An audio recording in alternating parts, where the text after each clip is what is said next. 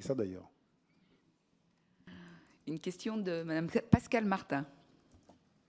Bonjour Monsieur Thuram, Pascal Martin, député de la Dordogne. Alors je ne suis pas du tout une spécialiste du monde du football, mais je suis plutôt, mais si je suis là aujourd'hui, c'est que je m'intéresse à ce qui se passe dans ce milieu et que j'ai autour de moi des gens qui s'y intéressent et qui m'éduquent justement. Et je vous écoute depuis tout à l'heure et moi je suis plutôt... disons que j'ai de bonnes connaissances autour des questions du sexisme. Et je vous écoute depuis tout à l'heure, et d'ailleurs vous y avez fait référence. Il y a énormément de parallèles possibles entre le racisme, l'homophobie, le sexisme. Et tout à l'heure, vous nous avez dit il faut éduquer, bien sûr, il faut sensibiliser. Et il y a aussi la question de l'identification. Et voilà, je suis une femme, donc effectivement... je me suis intéressée depuis de longues années à ce que ça représentait, ces inégalités entre les femmes et les hommes. Vous êtes une personne de couleur noire et donc vous avez subi le racisme depuis que vous êtes enfant. Et les personnes que nous avons entendues hier, effectivement, de Rouge Direct, ou même Monsieur Oussem Belkacem, que nous avons reçu hier à l'Assemblée nationale, nous expliquait aussi combien il peut être difficile de parler. Et c'est là où je veux en venir. Vous avez dit c'est parfois difficile et on renonce à porter plainte. Vous avez suivi sans doute, comme moi, en tant que citoyen, tout ce qui s'est passé autour de la libération de la parole pour les femmes. Et je pense que même si ça peut être difficile, je voulais avoir un échange avec vous à ce sujet, parce que c'est dans l'échange, vous l'avez dit, qu'on peut progresser ensemble. Je pense que cette libération de la parole, elle a aussi permis de commencer un peu, à mon goût, pas assez vite, mais tout comme sans doute sur les questions de racisme, elle a aussi permis de faire en sorte que la société se sente moins libre de tous ces propos et de tous ces agissements sexistes. Malgré tout, il en reste, il y a encore beaucoup de travail à faire, vous l'avez souligné, il y a toute une histoire aussi qui entoure ces questions-là. Et moi, je suis attachée au triptyque dont on parle quand on parle des questions d'agression sexuelle, c'est « je te crois, on va t'aider, la loi te protège ». Et je pense que quand on a aussi à subir le racisme, il faudrait qu'on puisse arriver à sensibiliser dans ce sens, c'est-à-dire à ce que chaque personne pense que réellement elle est crue quand elle parle, parce que c'est aussi ça le problème, c'est que des fois quand on parle on n'est pas cru, qu'en plus on n'a pas forcément le sentiment que la loi protège. La loi, elle est là pour les actes racistes tout comme pour les actes sexistes, mais malgré tout la justice ne suit pas forcément... et puis on n'a pas forcément le sentiment qu'on va être aidé aussi, puisqu'il n'y a pas forcément... les instances n'existent pas ou elles existent mal. Et il me semble, depuis que j'entends là les témoignages autour de la FFF, que, enfin, je sais pas, je suis très surprise. J'entends des gens qui nous disent, mais il y a des chartes, il y a des belles intentions. Enfin, je le transforme comme ça. Hein. Il y a des belles intentions. Encore ce matin, on nous dit, mais il y a tout ce qu'il faut pour que ça change, et ça ne change pas. Donc il y a bien un problème. Et peut-être que le problème, il est aussi autour de... Alors, l'éducation dès l'école, effectivement, en tant que parent, en tant que membre d'une famille. Hein, moi, je suis grand-mère, j'ai des petits-enfants qui jouent au foot. Je m'intéresse aussi à ce qui se passe dans leur petit club de foot en région. Voilà, ces instances-là qui existent, d'après les dirigeants de la FFF, elles existent, mais visiblement, elles n'arrivent pas à faire changer les choses. Donc, il y a bien un moment donné, il y a un endroit où ça grippe, quoi. Donc, est-ce que c'est juste une image de façade ? Et j'aimerais avoir votre avis là-dessus, parce que vous nous dites aussi que vous intervenez plutôt à l'étranger, que ici, visiblement, le ministère des Sports ou les clubs de foot ne s'intéressent pas, malheureusement, je dirais, au travail de votre fondation. Donc, où est-ce que ça grippe? Pourquoi ça grippe? Alors, ma petite réponse à moi, c'est qu'il y a beaucoup trop d'argent dans ce milieu et que peut-être c'est ça aussi qui grippe les choses.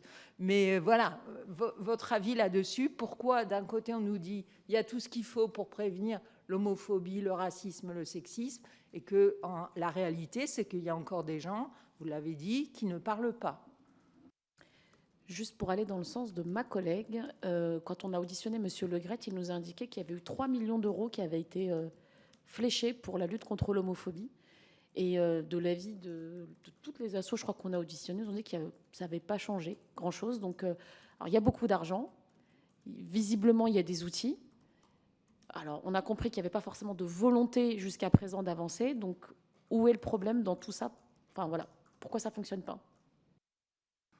C'est compliqué à répondre quand même. Bon, déjà si vous êtes président et vous donnez 3 millions et vous-même vous dites qu'il n'y a pas de racisme, déjà là, il y a une ambiguïté. Non, mais c'est vrai. Mais encore une fois, si on pense, et moi je le pense aussi sincèrement, que les joueurs de foot peuvent avoir un rôle clé, notamment les joueurs professionnels, puisqu'en fait, c'est eux qui sont suivis. Mais pour cela, il faut qu'ils comprennent, qu'ils soient éduqués. Moi, je prends mon exemple, c'est-à-dire que si je suis devant vous à parler de ces sujets, c'est que je me suis éduqué et j'ai fini par comprendre qu'effectivement, en étant joueur de foot, j'ai une parole qui va aller beaucoup plus loin. Ça veut dire que je veux me servir de ma notoriété pour pouvoir faire passer un message. Mais pour cela, il faut que les joueurs soient éduqués dans ce sens-là. Et donc, c'est pour cela que je dis que ce soit dans les clubs, dans les fédérations professionnelles, amateurs, il faut pouvoir sensibiliser très tôt les jeunes. Par exemple, on parle de l'homophobie. Qu'est-ce que les joueurs connaissent de l'homophobie? Parce que c'est ça aussi le problème. Qu'est-ce qu'ils connaissent du racisme, du sexisme? Ça veut dire qu'on va leur dire de participer à certaines choses, peut-être qu'ils vont y participer, mais en fait, qu'ils ne comprennent pas totalement le sujet. Et s'ils comprennent totalement le sujet, peut-être qu'il y aura 3, 4, 5, 6, parce que ça suffit, hein, il ne suffit pas de beaucoup. Hein. On n'a pas besoin de sensibiliser la grande majorité. Non, il suffit de sensibiliser et que quelques joueurs, en fait, le ressentent profondément. Profondément. Par exemple, il y a beaucoup de joueurs qui ne font pas le lien entre racisme lié à la couleur de la peau et homophobie ou sexisme. Parce que, en fait, ça n'a rien à voir pour eux.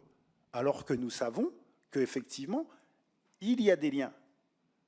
Et donc, c'est très important qu'ils puissent comprendre cela.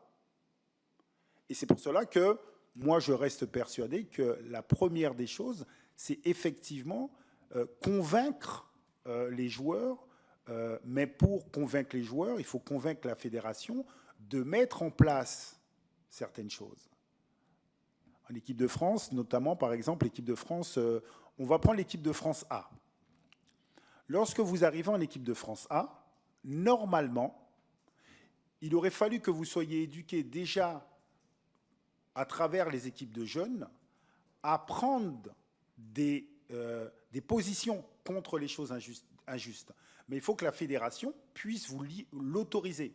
Ça veut dire que si dans toutes les équipes de jeunes, et tous les ans, il y a une sensibilisation autour des problématiques, ça veut dire qu'eux, ils vont grandir, et peut-être que quand ils vont arriver dans l'équipe A, en fait, ce sera naturel de dire certaines choses.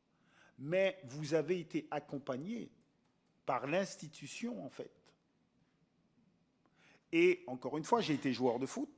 Lorsque j'ai commencé à prendre position sur certaines choses, des dirigeants, des entraîneurs sont venus me voir pour me dire d'arrêter de parler de ça. Il faut que vous le sachiez que c'est OK, parce que tu représentes un club. Ça veut dire qu'il y a aussi, quand vous avez un maillot, vous n'êtes pas vous n'êtes pas seul en fait. Vous représentez un club. Donc ça veut dire ce que vous dites, en fait, potentiellement, le club peut être en désaccord. Donc c'est pour ça que c'est plus compliqué qu'on le pense. Et donc, lorsque vous avez compris ce mécanisme, vous pouvez vous dire à votre club, écoutez, en fait, moi, je vais dire ce que j'ai envie de dire. Mais pour dire ce que vous avez envie de dire, il faut aussi être un type de joueur, parce que tous les joueurs ne peuvent pas le faire. Quand vous êtes un grand joueur, considéré comme un grand joueur, vous pouvez le faire. Mais c'est une éducation qui vous emmène à lutter contre votre propre institution. Et c'est pour ça que je parle d'éducation. Et très souvent, on va demander des choses aux joueurs. On va dire non, mais il faut arrêter, il faut dire ça, il faut faire ça. Eh bien, la plupart, en fait, ils ne font rien.